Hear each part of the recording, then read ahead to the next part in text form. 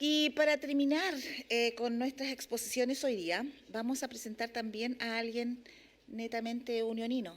¿Ya? Es un placer también, me incluyo aquí, conocerlo. Había escuchado mucho hablar de él, pero hace años que no le veía. Vamos a presentar entonces a don Jonathan Barichevich. ¿Ya? Don Jonathan nace en nuestra ciudad y crece en el Parque Nacional Alerce Costero. Luego asiste a un colegio rural hasta sexto año básico, cursa hasta octavo en la escuela número 2, continúa la enseñanza media en el Liceo Técnico Forestal de Río Bueno y el año 2000 ingresa a la carrera de Ingeniería Forestal en la Universidad Austral de Chile, Valdivia. Luego se fue a la University of Regina de Saskatchewan y el año 2008 se va a estudiar una maestría en cambio climático en el afamado Climatics Research Unit en Inglaterra, donde también realiza su PhD en ciencias ambientales. Posteriormente hace un postdoctorado en París en el Laboratoire de Sciences du Climat et de l'Environnement y en la Universidad de Leeds, Inglaterra.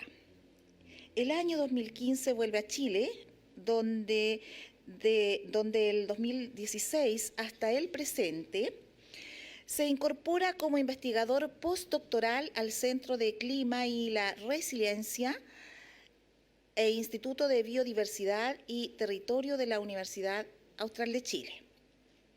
El 2019 viaja a un programa de investigación en cambio climático del presidente de Francia y luego, a fines del 2021, fue recipiente de la máxima excelencia científica del Consejo Europeo de Investigación Científica, con un proyecto de 1.500 millones de pesos para mejorar las predicciones de cambio climático global con la memoria de los árboles del planeta. No se diga más entonces y dejo con ustedes a don Jonathan Barichevich con el tema Consecuencias ecológicas y sociales del cambio climático en los bosques templado-lluviosos del sur de Chile. Muchas gracias a Guido por organizar este seminario que me pilló de sorpresa dentro de todo lo que estoy viviendo y lo que estamos haciendo, el cual un poquito les voy a contar. ¿Cómo vamos a vivir o cómo estamos viviendo el cambio climático acá? Es a través del agua. Entonces, por eso esa jarra con agua media llena, media vacía, pero eso va a ser el factor que va a ser común en la presentación y uno importante. Entonces, primero voy a partir por acá. Como se anunció en la presentación, soy un Danilo. Soy un Danilo que creció entre los Alerces, después tuvo que ir a un internado y después a una escuela, lejos de mis queridos abuelos y lejos de mis queridos Alerces. Y luego hubieron muchas pilares en mi vida, aparte de pilares suena doblemente importante, digamos. Y entre otras cosas, un legado familiar con una visión muy particular de la vida, de la naturaleza y de cómo nos relacionamos con la naturaleza. Eso ha marcado mi carrera, ha marcado mis reflexiones y espero se refleje hoy en día. Luego, en mi investigación, finalmente logro salir de Chile, ir a distintos lugares, aprender distintos idiomas y ahí pude descolonizarme. Con ese proceso pude descolonizarme y pude mirarme hacia mí mismo, hacia el interior de donde vengo, hacia dónde voy, hacia dónde vamos y lo que hago es global.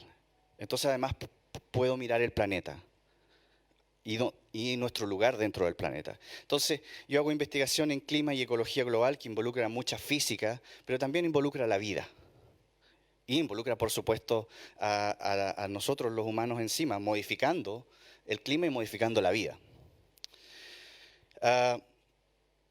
lo que les voy a hablar hoy en día es un poco ejemplificar el bosque templado lluvioso, que son los bosques que nosotros, donde vivimos, donde van de vacaciones, donde la van a pasar bien, donde se recargan energía, donde los cuales inspiraron a Neruda a escribir mucha poesía, ¿cierto? De su niñez, de esos mismos bosques. Y esta es una región que se está secando. Entonces ya estamos viendo el impacto del cambio climático, de lo que se dice. Luego les voy a mostrar un poco qué es lo que estamos haciendo, porque una de las cosas principales acá que me gustaría dejarles es que ustedes sepan qué es lo que estamos haciendo en el territorio, concepto de la primera de presentaciones anteriores, ¿cierto? Para poder monitorear, para poder tomar el pulso del cambio climático en estos bosques y en nuestro territorio, que es más que el bosque, ¿cierto? Y luego voy a terminar mostrando algunas agravantes, ¿cierto? A este proceso que está en marcha, que está casi fuera de nuestro alcance, que estamos 30 años tarde, y zona de sacrificio. Las nuevas zonas de sacrificio es un concepto que uno lo ve en Puchuncaví, lo ve en Cabildo, pero está aquí también. Y esto se debe a la expansión de la frontera del capitalismo hacia la naturaleza, ¿cierto? Hacia nuestros lagos, nuestros ríos, nuestros bosques, nuestras montañas. Y mi vida personal está marcada por eso últimamente, como algunos de ustedes pueden haber escuchado. Entonces los bosques templados lluviosos son, si miran, todo lo verde son los bosques del planeta, un poco exagerados, porque depende de lo que uno defina por bosque, pero los puntos rojos arriba en América del Norte y en la costa del sur de Chile son los bosques templados lluviosos, donde llueven más de 3.000 milímetros. Y también acá en Nueva Zelanda. Entonces, un poquito en Europa había, pero fue totalmente deforestado. Entonces, una de las zonas con mayor bosques de este tipo de bosque, que es bien particular, está aquí en Chile. Entonces lo que les voy a hablar es toda la zona roja, digamos, y que también tiene sus análogos en Nueva Zelanda. Entonces digamos que es algo que está más representado en el hemisferio sur que en el hemisferio norte o los bosques tropicales, digamos. Es pequeño, pero es un bioma, le llamamos, un tipo, una geografía de la vida, una geografía del clima. Entonces, en particular. Y eso es lo que ustedes conocen por bosque aquí, además. Entonces, primero, una cosa muy práctica, ¿cierto? En estos días de cambio, es que, ¿por qué los bosques son importantes? Uno de sus servicios que prestan al planeta es que absorben el carbono que nosotros liberamos cuando encendemos nuestro motor, cuando quemamos leña, cuando deforestamos. Entonces, absorben carbono. Y al absorber esa parte de carbono, solo la mitad de lo que emitimos se va a la atmósfera. De otra forma, el cambio climático iría mucho más rápido. El efecto invernadero, la acumulación de gases, el calentamiento iría mucho más rápido. Entonces, los bosques en realidad desaceleran el cambio. Y en Chile producimos, estas son unas unidades tera, 24.7, 25 teragramos de carbono, que es mucho, mayoritariamente por la industria, 75%, ¿cierto? Y luego, cerca de la mitad de eso, 14 de eso, son absorbidos por los bosques. Y ahí tenemos plantación a la izquierda y bosque nativo a la derecha. La contabilidad que han hecho en Chile, la gente que está a cargo de eso, le da un 60% a las plantaciones. Pero hay un lobby de la industria gigante. Y solo 60% al bosque nativo. Es una subestimación. Digamos, lo que está dentro de esa caja hay que cuestionarlo seriamente. Pero el resultado es que después de esos 24, 11,2 se van a la atmósfera, ¿cierto? Entonces, menos de la mitad. Pero no contamos los océanos. Los océanos cumplen otro rol similar a los bosques. Entonces, en Chile los océanos también están prestando ese servicio de absorción. Entonces, ya vamos viendo que los bosques en realidad nos presentan un servicio súper importante. Ahora, si miramos el contexto más global del último assessment o del último reporte de cambio climático, que es el IPCC, ¿cierto? Ustedes vean el sombreado verde que está como detrás del sombreado café. plano, ¿cierto? Esa es la temperatura si los humanos no hubiésemos estado en la historia desde 1850 al 2020. Si no hubiésemos estado en la historia quemando bosques, sacando petróleo, sería alrededor de cero respecto de lo normal, digamos. O sea, estaríamos en lo que es normal. La línea café, o sea, el sombreado café es la temperatura observada, la línea negra, ¿cierto? Lo que medimos con los humanos encima, la realidad, ¿cierto? El mundo real. Pero además están los modelos, una línea como café que se ve. Esos son los modelos poniéndole a los humanos encima. Entonces podemos ver con los modelos y después corremos los modelos sin los humanos encima y nos da la línea verde. Entonces, la diferencia entre los dos es el impacto que como sociedad hemos tenido. Y ahí vemos que donde los sombreados se dejan de traslaparse es en el año 2000. O sea, al inicio, parte del siglo XXI, parte la señal del cambio climático siendo evidente, ¿cierto? Hubo un reporte en el 2013, todavía estábamos cerca, era difícil diferenciar que esto es cambio climático, esto no es variabilidad natural. Pero en realidad ahora ya en este último reporte 2021 ya estamos bien lejos. Y lo podemos experimentar aquí en Chile, ¿cierto? Podemos ver que esta sequía no es normal. Y en nuestra memoria ni en la de nuestros abuelos no ha habido. Entonces, digamos, la manifestación comienza con el siglo. Hace 20 años. Lo sabíamos hace 40 años. Vamos lento, vamos lento. Y la proyección de eso es el cambio aquí en precipitación hacia el futuro, ¿cierto? El cambio en el futuro respecto a lo normal. Lo que es café es secamiento y lo que es verde azuloso es que se va a volver más húmedo el clima. Entonces, vemos ahí una franja que se proyecta justo en la zona de los bosques templados lluviosos, ¿cierto?, de Chile y Argentina. Entonces estamos, y luego, ¿en qué otra parte del planeta hay una franja así de marcada? En el Mediterráneo, en el sur de España, Italia, y los puntitos, ese es el grado de acuerdo en los modelos, es un buen acuerdo. O sea, todos los modelos nos están diciendo sí, este va a ser el cambio. Y este es el escenario de cambio climático más severo, digamos, si seguimos como estamos.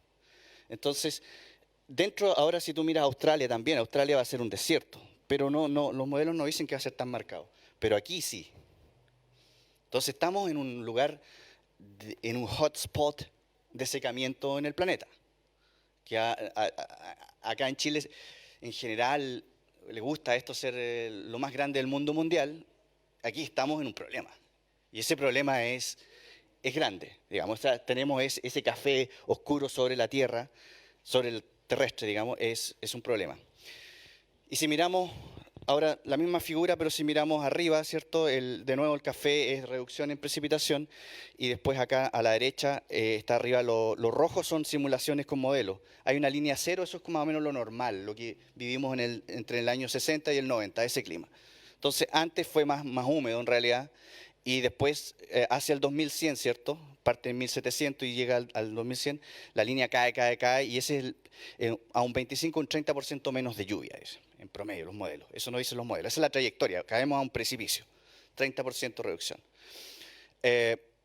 Y la línea negra son las observaciones.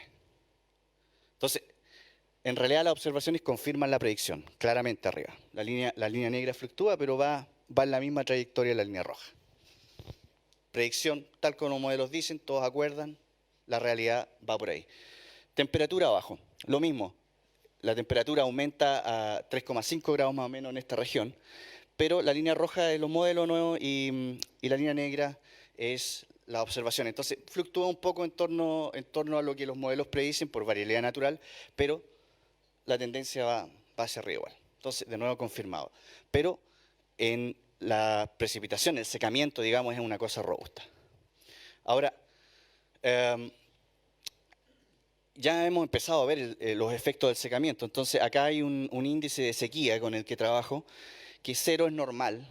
Está desde 1900, todos los veranos, digamos, desde 1900 al 2100. Entonces, la línea negra son las observaciones, lo que uno ha medido con estaciones meteorológicas, todo, ¿cierto? Todo el siglo XX, y ahí se ve la mega sequía, o sea, parte bien abajo de 0 está. quedó pegado el sistema y quedó como en un estado mucho más seco, con un -4, que es sequía severa, digamos, -3 a 4. Y el achurado gris es lo que los modelos predicen de nuevo, el rango de 2 modelos de ese índice de sequía. Y vemos que la trayectoria de nuevo observada va muy cerca de lo que los modelos muestran, y en realidad al 2050 más o menos vamos a tener un estado un poquito más seco que el de ahora. Vamos a andar por ahí. No hay recuperación. O sea, la cosa va súper fuerte. ¿Cómo lo hemos visto? Advertencias tempranas, ¿cierto? Los alerces, también hay alguna mortalidad de los alerces. Ustedes han visto que los bosques están como medio secos, blanquecinos, mortalidad de árboles, ¿cierto? De ramas, mortalidad de ahí de ciprés, las huaytecas, y las turberas, que son arriba de la cordillera Pelada, que son unos pantanos magallánicos, también se están secando.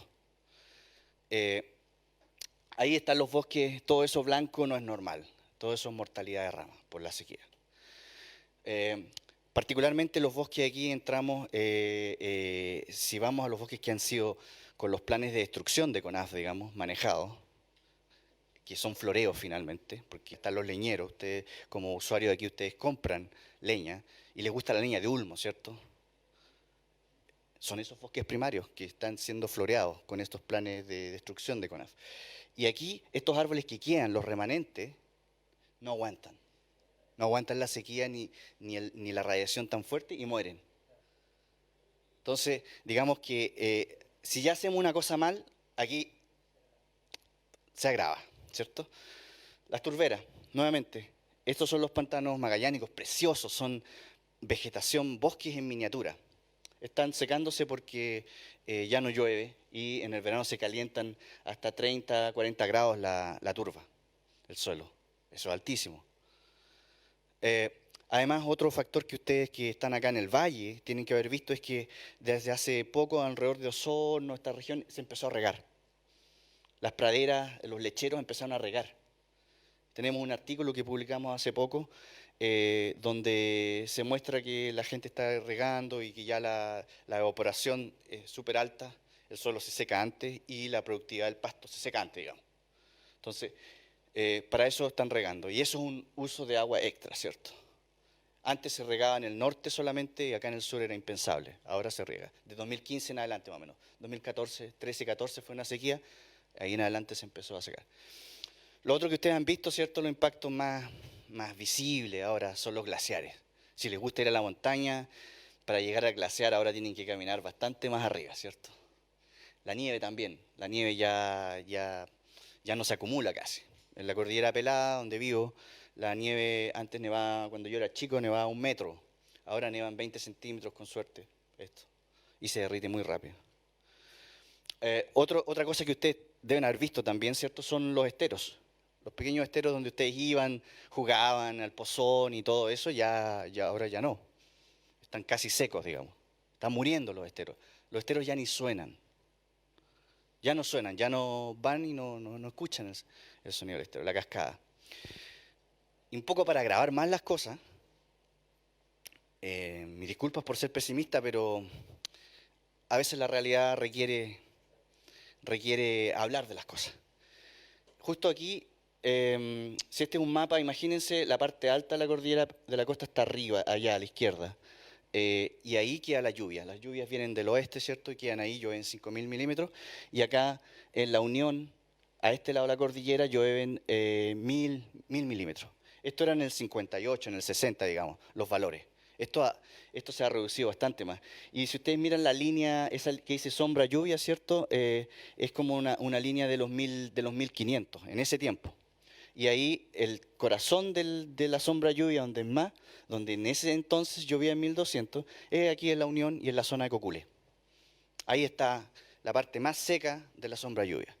Y esta sombra lluvia hace que el clima de aquí sea equivalente al de Chillán, en sequedad. Así de fuerte. Y luego las temperaturas igual. Las temperaturas sobre 35 son normales, más se medían en los 80. O sea, entonces tenemos un clima seco. Justo estamos localizados en esta zona, toda la zona interior en realidad es un clima más seco de lo normal por el efecto de la sombra lluvia. Entonces, ahora podemos pensar, ok, usemos la ciencia para ver cómo esta sombra lluvia va a evolucionar hacia el futuro. Y arriba, por ejemplo, acá a la izquierda siempre es como el histórico, como lo normal. El color, el grado de azulez es la cantidad de lluvia.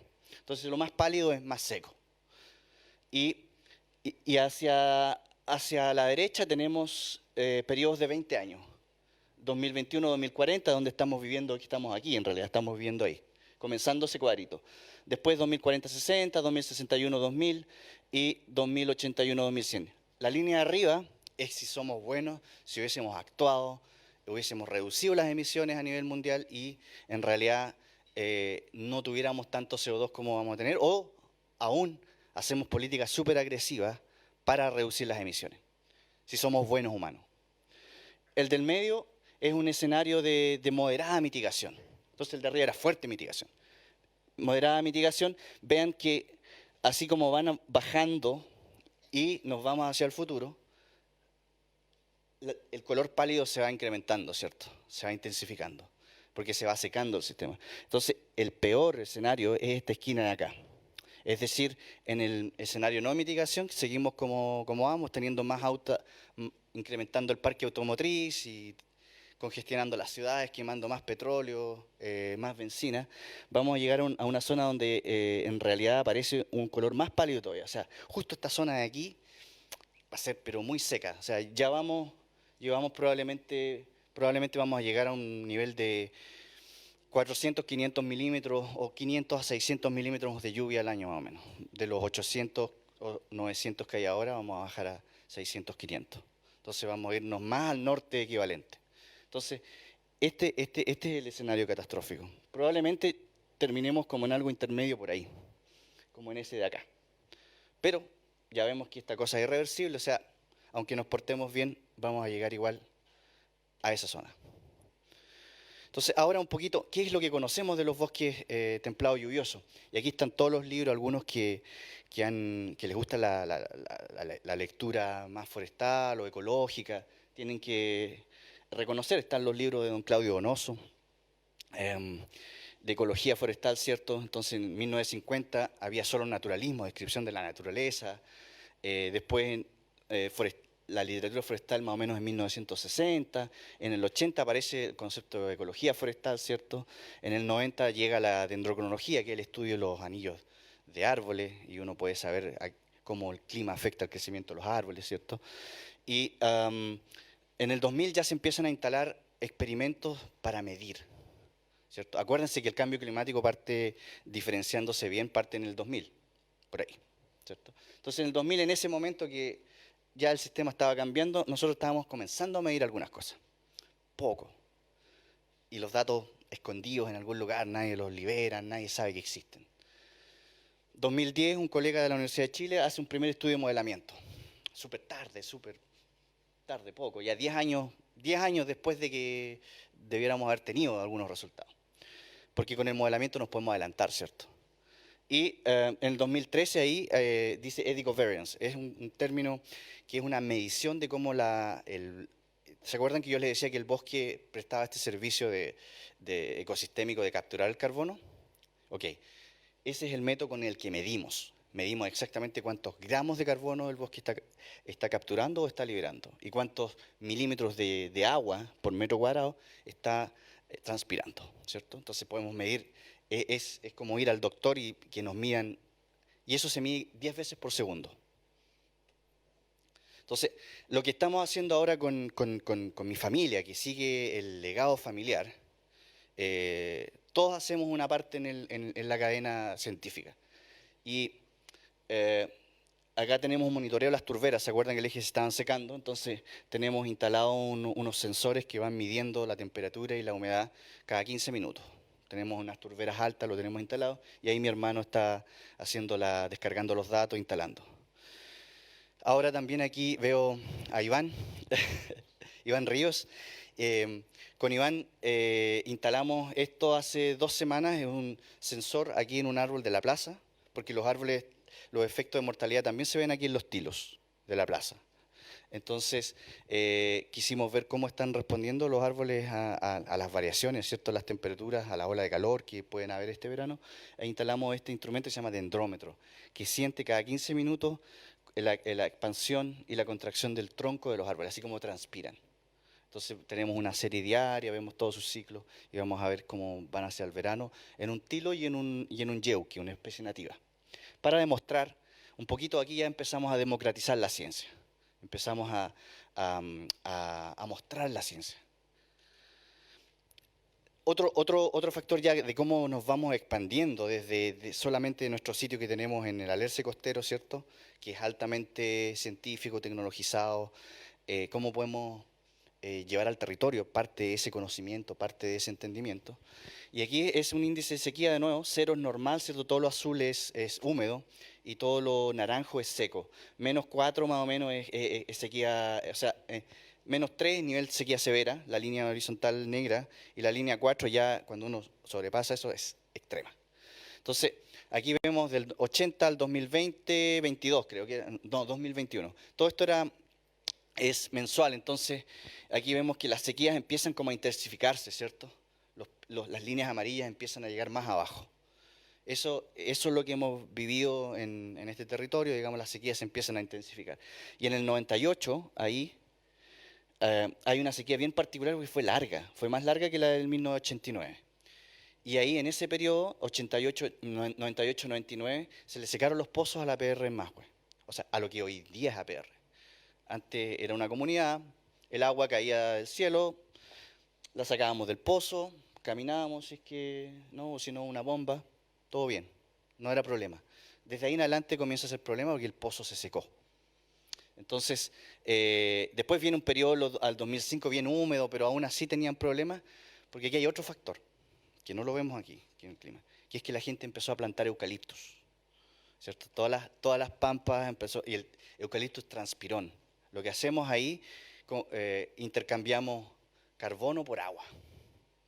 Crece rápido, ¿cierto? Pero tiene un costo de agua tremendo. Y eso ayudó, en realidad, a empeorar esto que vemos aquí. O sea, en la realidad esto es aún más, la línea naranja, ¿cierto? Es aún más inclinada. Lo hemos intensificado aún más. Entonces tenemos un factor agravante. Y eso es... y luego, bueno, llegamos al 2010 y ven que no hay verde casi. Esa es la mega sequía.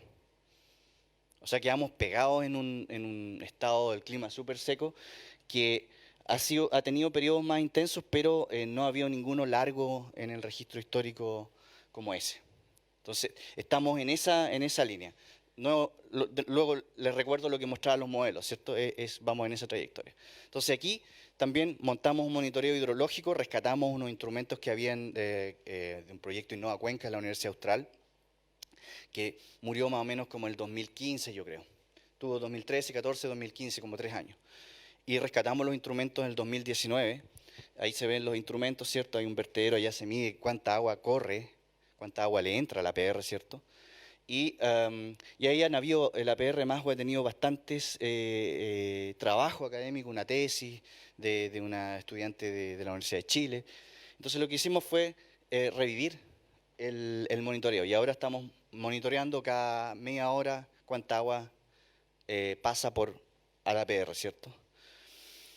Pero aquí en realidad el chiche es el bosque de Alerce, que con mi familia y colegas de la Universidad Austral, profesor Antonio Lara, la doctora Rocío Urrutia, un colega de la Universidad de Chile, tenemos una torre que mide el intercambio que yo les decía de carbono, de moléculas de carbono entre el bosque y la atmósfera y el agua también.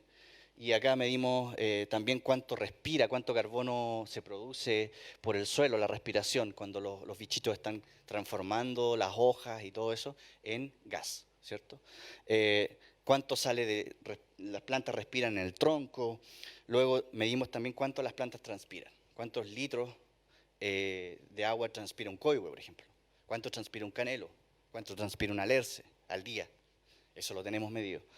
Después cuánta hoja cae y luego los anillos. Cómo célula por célula se van formando el anillo, cómo se va formando la madera, que es la captura de ese carbono, ¿cierto? Que por fotosíntesis las plantas absorben, pero luego lo tienen que destinar a biomasa. Entonces también medimos eso. Mi madre mide cada semana el crecimiento celular, digamos, de los árboles. Toma una muestrita. Luego los dendrómetros también tenemos, como los que instalamos aquí en la plaza, ¿cierto? Tenemos unos que ya están por 5 años. Y tenemos los típicos inventarios forestales y también medimos la descarga de agua, cuánta agua sale. Entonces podemos hacer toda la economía de los balances de entrada y salida del ecosistema. Y ahí está la torre. Esa torre tiene 36 metros y este intercambio entre el bosque y la atmósfera se mide a 36 metros arriba. Entonces hay que subir, escalar. A mí me gusta mucho porque tiene una vista espectacular y el viento. Me gusta. A los técnicos les da miedo, pero a mí me gusta. Y ese es el instrumento que mide la velocidad del viento, ¿cierto? En 3 dimensiones, es decir, horizontal, de norte a sur, de este a oeste y vertical, con la velocidad del viento. O sea, con la velocidad del sonido. Entonces esas patitas envían un sonido y el receptor cruzado así, y el tiempo que toma en llegar el sonido es proporcional, ¿cierto?, a la velocidad del viento. Entonces es un técnico físico. Y ahí mi hermano colectando los datos cada semana. Y acá mi mamá midiendo, mi mamá Nancy Enríquez, midiendo cuánto crecen los alercitos en el tallo, ¿cierto?, cada semana, y tomando sus muestras célula por célula del anillo de crecimiento, de cómo el árbol va creciendo. Y ahí ella está tomando su muestra que tenemos junto a un dendrómetro. Con esto podemos caracterizar los ecosistemas y aquí, por ejemplo, podemos decir que al año el bosque de Alerce, este bosque de Alerce ahí, está capturando 3.1 toneladas de carbono por hectárea. ¿Ya? Es harto, porque está creciendo, es un bosque que está creciendo. Y podemos decir cuándo, porque tenemos desde enero arriba, ¿cierto? Febrero, marzo, abril, hasta diciembre. Podemos decir, la magnitud de la línea azul es cuando el carbono se está capturando, ¿cierto? Entonces, en realidad, la mitad del año, entre marzo y julio, casi no captura mucho, muy poquito. La línea azul está neutro casi. Casi que en realidad captura lo mismo que pierde. Y después, en agosto, empieza a subir la temperatura, ¿cierto?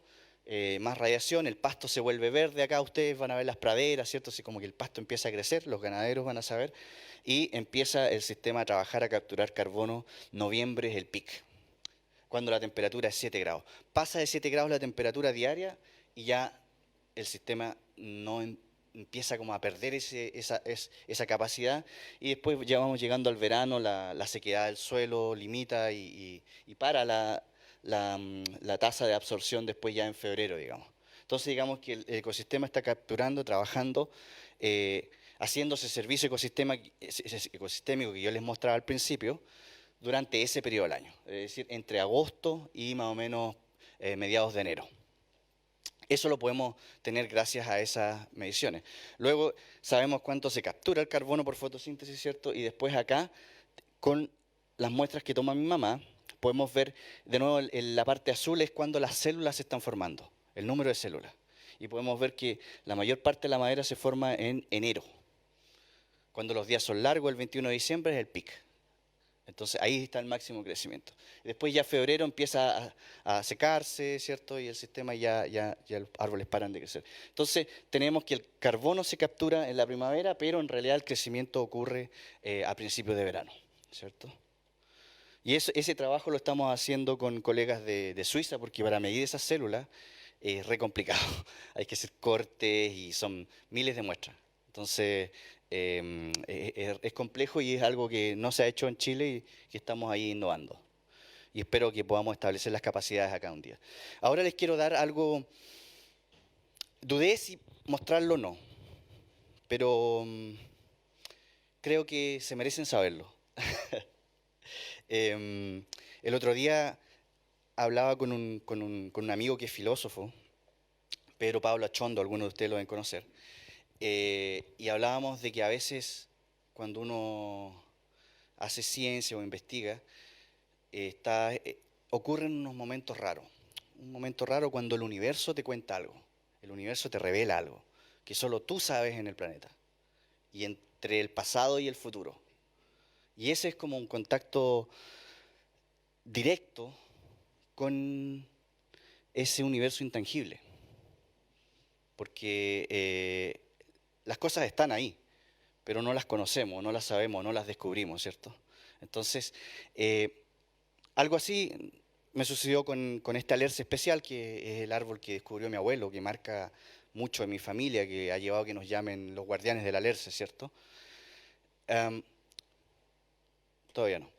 Eh, Muchos dicen que tiene 3.500 años. Esa es como la edad, nadie la sabe en realidad, pero salió un valor 3.500 años. Entonces ahora les voy a mostrar la línea temporal.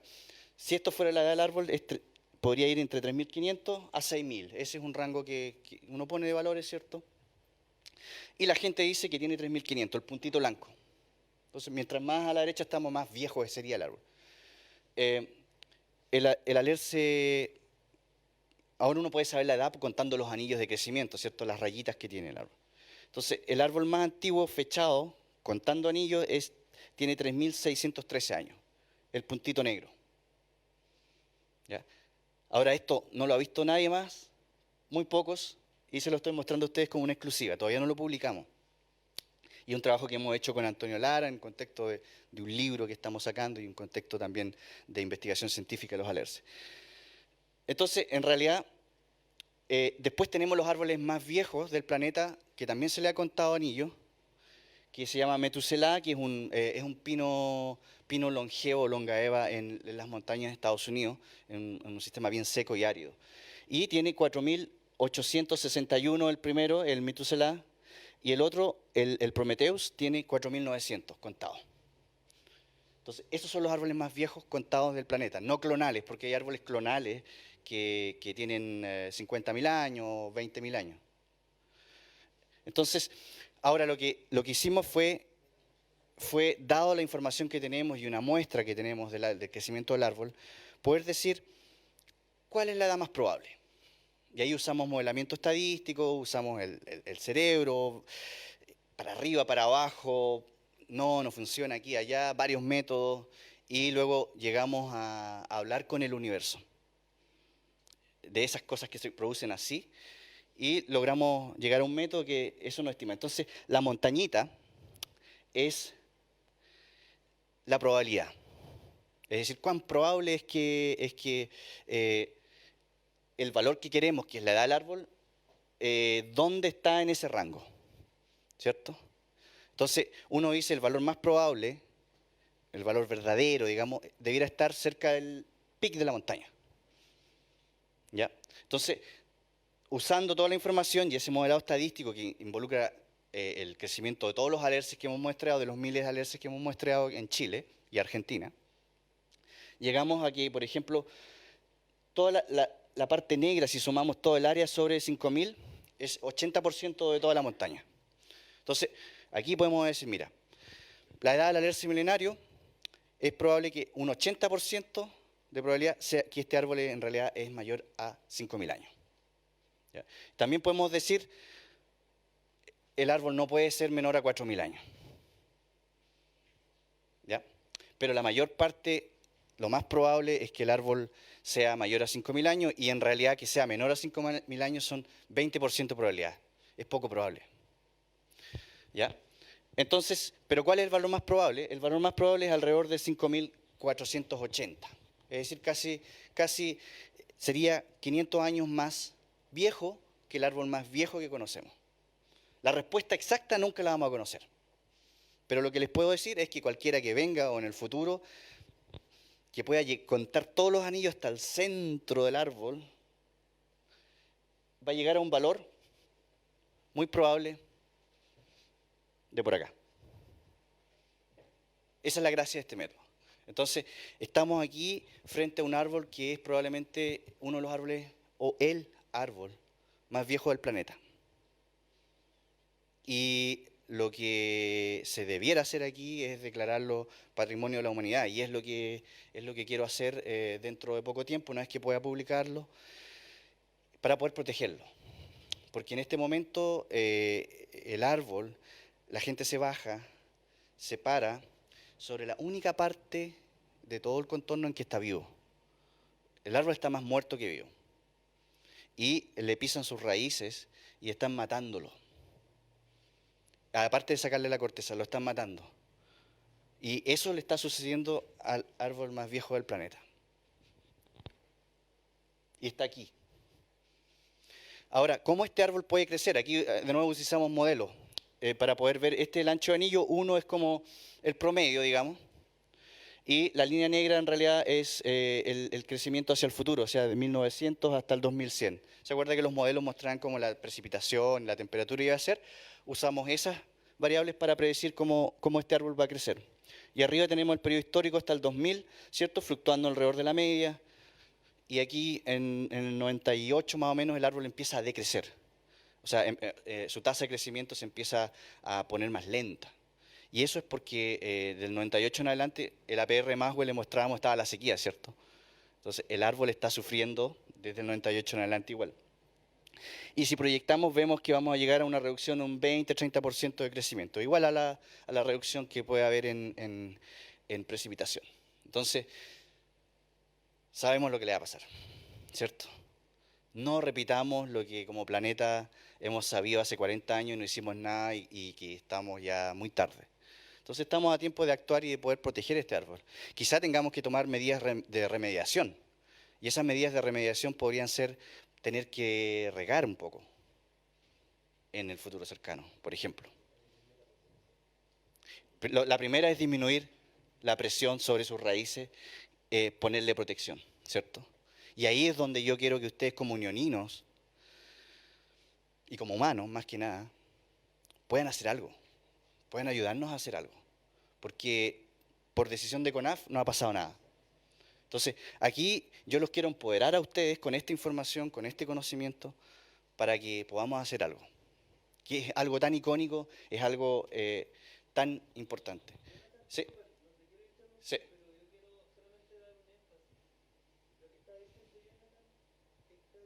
Que el árbol más antiguo del mundo está en Longín y quienes tienen la primera información son ustedes. Esta es una noticia que va a ser mundial. Yo solamente quiero recalcar eso, que lo digan en sus casas, y es un trabajo hecho por encima como científico unionino, que tuvo que irse a Europa para poder tener todo el internet. Eso nomás quería darle a Gracias, Guido, es sí. importante que Ahora viene esa parte. Ese es el pago de Chile. Y ahora para ir terminando, todo este problema que ya tenemos, que ya sabemos que va a pasar, sabíamos de hace tiempo, hay otras cosas que están los agravantes, ¿cierto? Agravantes sobre ese secamiento. Y aquí un agravante fue la proliferación de plantaciones, ¿cierto? Aquí esto es 1984, esto es Maxwell. Vean simplemente la diferencia entre el verde oscuro y el medio amarillo. Esto es 1984, esto no me acuerdo qué número es, lo alcanzan a ver, debe ser 98, por ejemplo. Por aquí empezó la sequía, había mucho menos verde acá, ¿ya? O sea, había más verde, digamos, menos amarillo. Después por acá ya empieza el verde a meterse dentro del amarillo, ¿cierto? Si uno compara acá. Esos son todas las plantaciones de eucalipto, esto es 2000 algo, y ahora esto es el presente, vean que queda muy poco amarillo. Se reverdeció el paisaje, pero no es el verde bueno. No es el verde bueno. Y la industria aquí lo vende como que cuando miramos satélite, oh, Chile está recuperando sus bosques. Wow. Al contrario de todos los otros lados del Amazonas donde hay deforestación.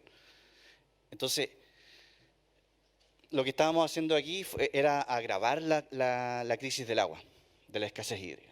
Entonces, ahí con el APR Maxwell yo ya les ilustré lo que sucedía. Ahora, el año 2019 creo que fue esto, sí, 2020. Otro agravante son los loteos masivos y turismo en torno al parque. Se crea el parque 2012 y llegan especuladores turísticos, inmobiliarios, y quieren construir y vender la naturaleza en torno al parque. Lo que hacen es expandir la frontera del capitalismo. Y lo que se produce es que en las zonas que viven en torno a estos predios grandes, que son de 2.000, 3.000 hectáreas, se han convertido en zonas de sacrificio.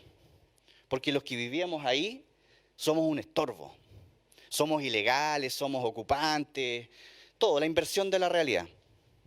Y los que llegan a comprar aquí, para comprar un predio de 2.000 hectáreas, 3.000 hectáreas, tienes que tener ¿cierto? Son estos notarios, son estos abogados que han hecho sus fortunas, o empresas forestales, jodiéndose al resto. No son cero aporte a la sociedad, son cero aporte al planeta. Son los que están destruyendo el planeta. Y esos tipos llegan ahora, expanden todo lo que sucedió por acá, lo están expandiendo aquí. Y es contra eso los que estamos luchando hoy en día. Aquí hay uno, este es el famoso notario San Martín, que si ustedes no lo conocían, sale siempre en nuestras batallas, en la prensa. Y aquí este es otro, José Vistoso. Ustedes lo deben conocer, colega de ustedes probablemente. Este tipo administra el derecho real de conservación, que es una cosa que promovieron con ayuda de ciertos políticos, ¿cierto? Para que Raúl Intal sea el primero. Y están asociados. Él tiene el derecho, lo administra, además es secretario ejecutivo del Consejo Corral La Unión, ¿cierto?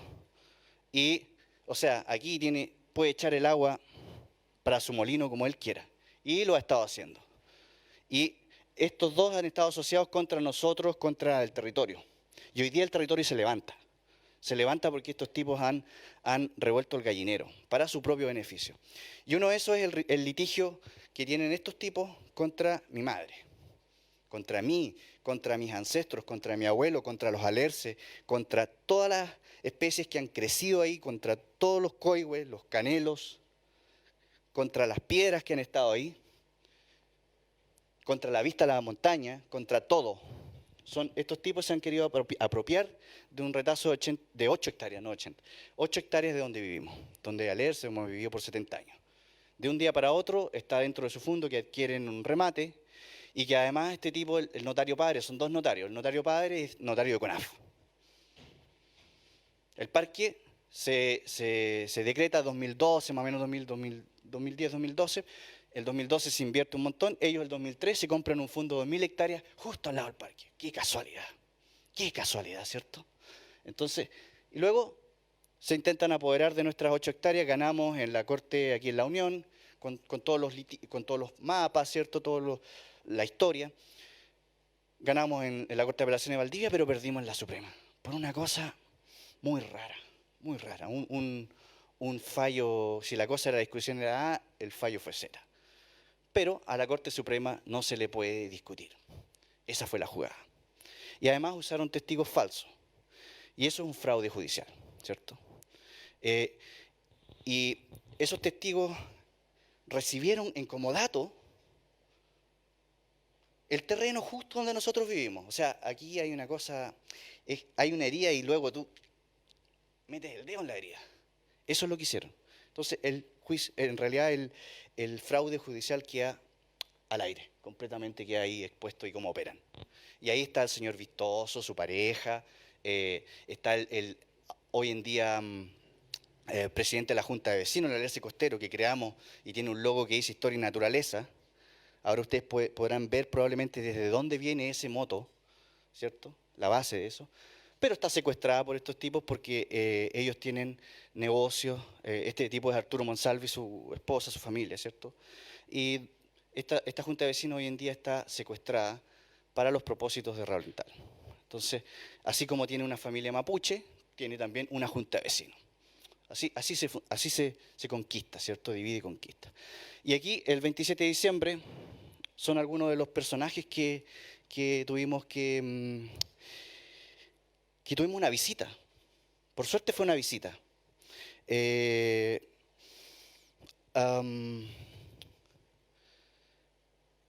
un día normal hasta que llega un contingente, ¿cierto? Y llegan tipos así, a sacarnos. Donde hemos vivido por 70 años. Donde hemos hecho ciencia, donde construimos a la ciencia de frontera. Pero la cosa es que, en realidad, en toda esta semana hemos vivido de todo. Una semana antes de este día,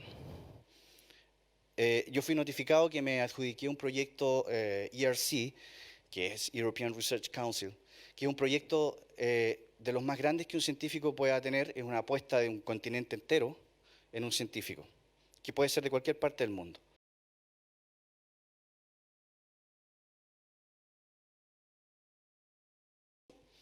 Es para mejorar las proyecciones del clima para todo el planeta ¿cierto? Mejorar los modelos del cambio climático, esas trayectorias que veíamos, saber si esa trayectoria va a ir más rápido o más lenta, hace una tremenda diferencia para lo que podamos hacer. Y eso es lo que yo voy a atacar. Y ahí converge, ese premio no fue para mí, es para todo nuestro legado, es para nuestro territorio, es para mis profesoras que me ayudaron durante toda la trayectoria, mis amigos que me inspiraron, mi abuelo que me inspiró, mi abuela que me inspiró, que me llevaban al colegio de a caballo, cuando yo no quería ir al colegio, que me daba pena dejar mi casa y todo. Es para todos ellos, así lo veo yo. Y es un premio también para los alerces, o de los alerces probablemente, más que para. Yo creo que es de los alerces para que podamos continuar protegiéndolos. De esta salvajedad, de estos tipos que nada contribuyen a la sociedad, todo lo contrario, contribuyen a destruir el planeta. Pero además, o sea, pasamos del monte perdido a la máxima, claro, a la máxima, como dijera yo, como plataforma científica. Podemos hacer ciencia global. Y eso es lo que estamos haciendo en el alerce costero. Y se debe, como digo, a todos los que han estado en el camino. Y aquí otro agravante de estos loteos masivos, aquí, este es otra mano vistoso, eco memorable. Acuérdense de ese logo así, eco memorable. Se tienen que acordar porque es memorable. Entonces, ahí ven capital natural, concepto, ¿cierto? Hablábamos, Guido mencionaba que en realidad no nos gusta hablar capital social. Tampoco nos gusta hablar capital natural porque es monetarizar la naturaleza, monetarizar las formas de vida. Y ahí va lo que yo les decía, la expansión del capitalismo, de la frontera del capitalismo ya llegó. Estos tipos son. Después, alerce milenario, al lado de capital natural. Después, raolintal. Ahí tienen los conceptos. De todo lo que yo les mencionaba, es eso. Y estos tipos tienen, por ejemplo, loteos. Hay un loteo de 80 hectáreas, súper bonito el plano, miren. Tiene un parque pequeñito, mira. Y uno va a vivir en la naturaleza, ¿cierto? Y después pero tiene poco vendido todavía. Y después había otra área verde, no sé, disponible, claro, reservado. Hay unos reservados allá y el área verde está ahí en el centro, un pequeñito. 80 hectáreas convertidas en eso. Ustedes dirán de dónde sacan el agua y a dónde van los desechos. Entonces, un poco, parte de todo este proceso, a uno lo hace enojar, como se deben dar cuenta.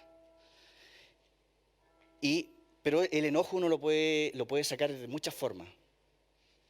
Y una forma que nos sirvió para inspiración, ¿cierto? Un motor para poder generar cambio, fue escribir un libro.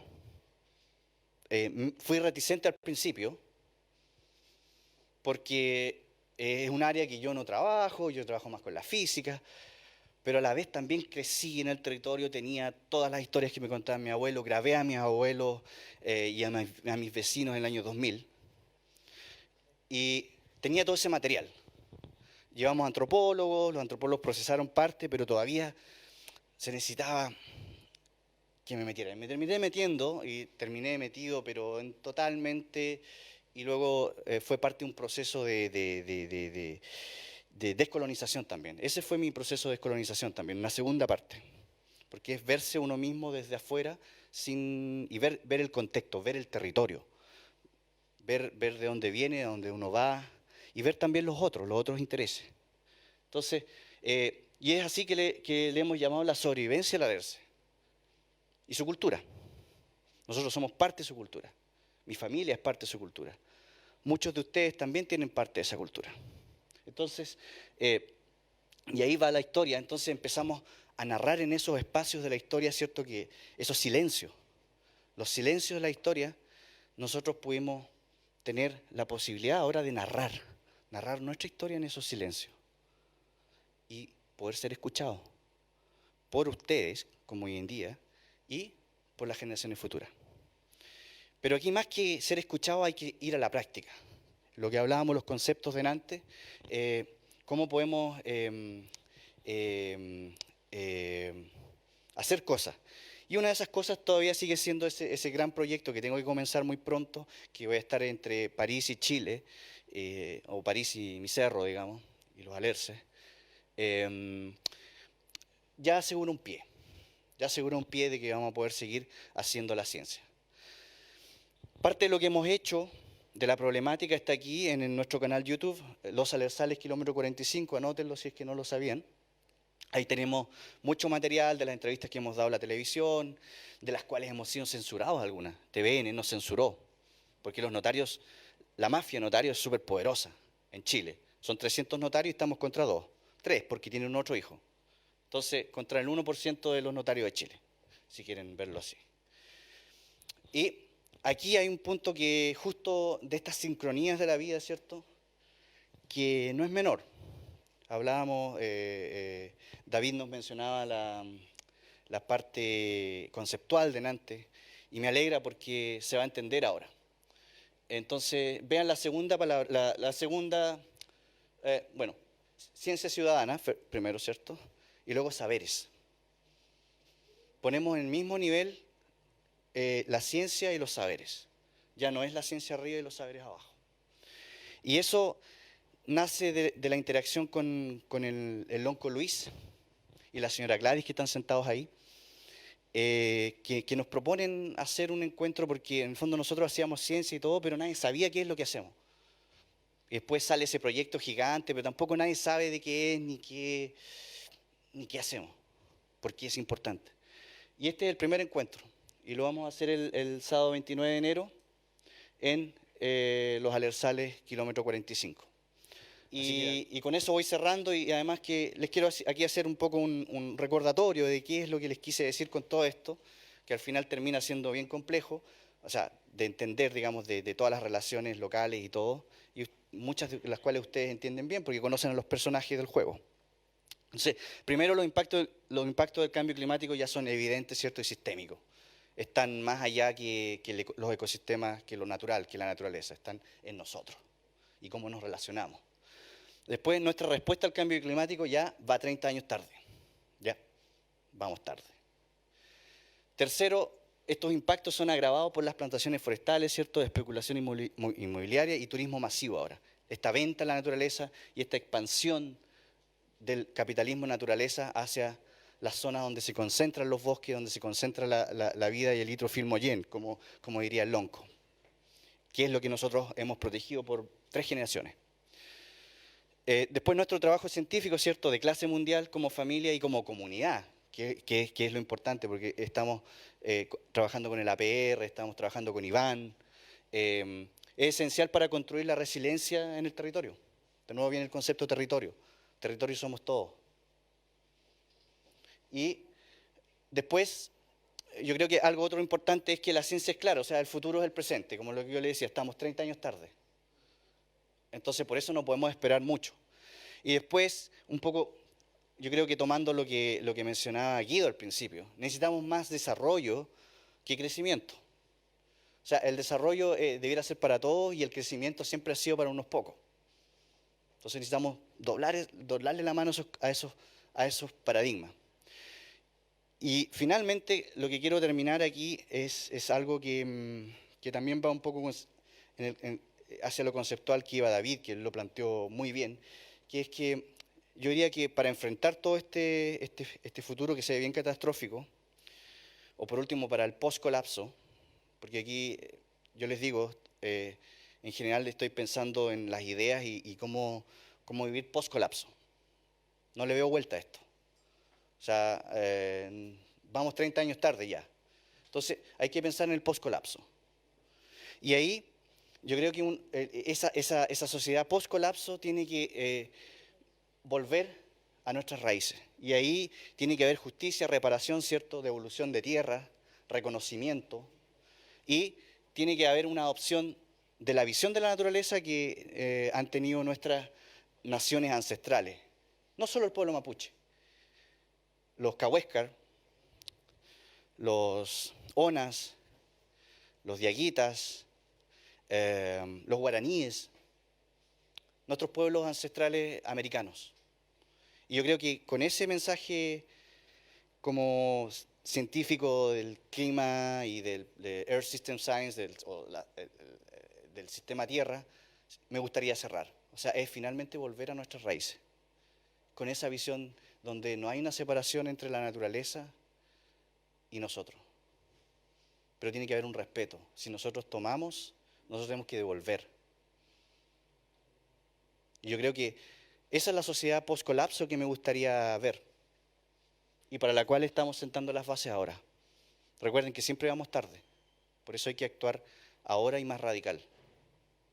Y ese es mi mensaje que les quería compartir y espero que les haya gustado.